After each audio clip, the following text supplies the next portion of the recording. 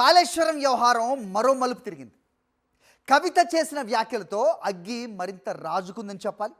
కవిత చేసిన ఆరోపణలు తెలంగాణ రాజకీయాల్లో ఒక్కసారిగా కాకరేపాయి. హరీష్ రావుపై కవిత ఆరోపణలు చేయటం వెనక సీఎం ఉన్నారంటాం అది మరో రచ్చకి దారితీసింది. కవితను ఎలా డీల్ చేయాలన్న దానిపై బీఆర్ఎస్ మల్లగుల్లాలు పడుతోంది. నిన్న అర్ధరాత్రి వరకు కేసీఆర్తో కేటీఆర్ చర్చలు జరిపారు. కవిత వ్యవహారంపై కేసీఆర్ తీవ్ర ఆగ్రహంతో ఉన్నట్టు తెలుస్తోంది. కవిత వ్యాఖ్యలను కాంగ్రెస్ తన అస్త్రంగా మార్చుకుంది. ఓవైపు సిబిఐ విచారణ, మరోవైపు కవిత వ్యాఖ్యలు. వీటితో బీఆర్ఎస్కు అన్ని కష్టాలు ఒకేసారి ముందుకొచ్చాయి. కాళేశ్వరం ప్రాజెక్టు అక్రమాలపై విచారణను సిబిఐకి అప్పగిస్తామని సీఎం రేవంత్ రెడ్డి ప్రకటించిన నేపథ్యంలో తదుపరి ఎలాంటి చర్యలు తీసుకోవాలి అన్న దానిపై గులాబీ పార్టీ పెద్దలు మల్ల గుల్లాలు పడుతున్నారు.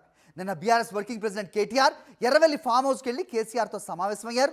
ఇప్పటికే కమిషన్ రిపోర్ట్ కొట్టేసేది లేదని హైకోర్టు చెప్పటం, సిబిఐని పిలిపించేందుకు సర్కార్ సన్నాహాలు చేస్తుండటంతో బీఆర్ఎస్ పెద్దలకు ఏం చేయాలో పాలుపోవటం లేదని పార్టీ వర్గాలు అంటున్నాయి.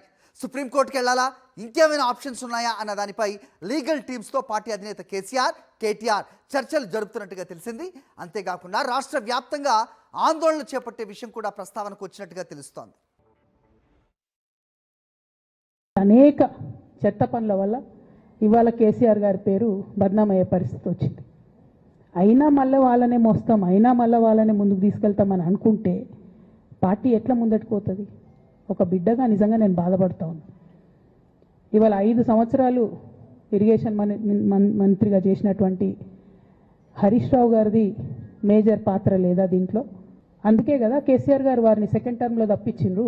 ఈ మొత్తం కాళేశ్వరం ఎపిసోడ్లో కేసీఆర్ గారికి మరక అంటిందంటే 2-3 వ్యక్తులు కారణం. మాజీ రాజ్యసభ సభ్యుడు ఒకలైతే, హరీష్ రావు గారు ఒకలైతే, మెగా కృష్ణారెడ్డి గారు ఇంకోడు, మెగానో బోగానో ఏదో.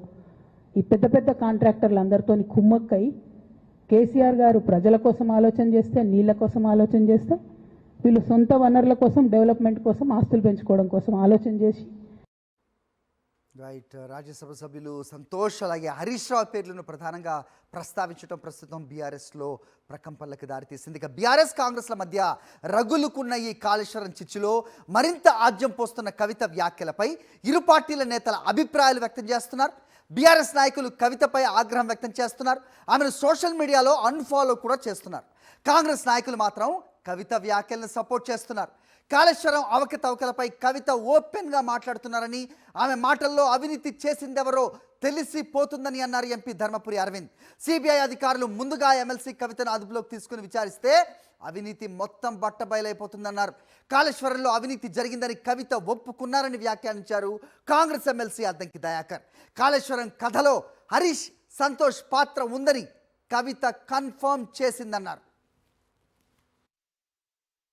కవిత గారి స్టేట్మెంట్ చూస్తా ఉన్నా, ఆమె ఓపెన్గా చెప్పేస్తున్నది హరీష్ రావుకి, సంతోష్ రావుకి 100 కోట్లు 1000 కోట్ల రూపాయలు వచ్చినాయి కాళేశ్వరంలో అని. వీళ్ళిద్దరే కారణం కేసీఆర్ మీద ఇవాళ సిబిఐ ఎంక్వైరీకి వచ్చినందుకని. ఆమె కుటుంబ సభ్యురాలు, ముఖ్యమంత్రి గారి కూతురు, వర్కింగ్ ప్రెసిడెంట్ గారి చెల్లెలు, ఆనాటి ఇరిగేషన్ మినిస్టర్ గారి కజిను.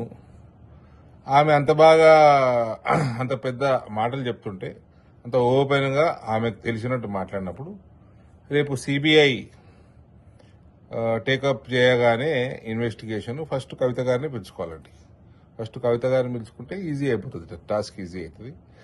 రెండో విషయము, కవిత గారు ఎట్లా ఆల్కహాల్ స్కామ్ల, ఢిల్లీ లిక్కర్ స్కామ్లో తిరుగుతూ ఉంటారు కదా, టికెట్ వేస్ట్ కాకుండా అదే టైంలో ఇది కూడా అడిగితే పోతుంది. అయితే ప్రస్తుతం కాళేశ్వరం వ్యవహారం బీఆర్ఎస్కు తలనొప్పిగా మారింది.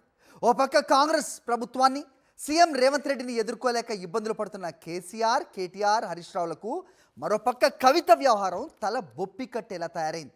రానున్న రోజుల్లో తెలంగాణ రాజకీయాలు ఎలాంటి మలుపు తిరగబోతున్నాయి అనేది చూడాలి. కాంగ్రెస్ ప్రభుత్వం చేయబోతున్న సిబిఐ ఎంక్వైరీలో బీఆర్ఎస్ నాయకులు కడిగిన ముత్యంలా బయటకు వస్తారా, లేక కవిత అన్నట్టు హరీష్ రావు, సంతోష్ రావుల వల్ల కేసీఆర్ అవినీతి మరకలు అంటించుకుంటారా అనేది వేచి చూడాలి.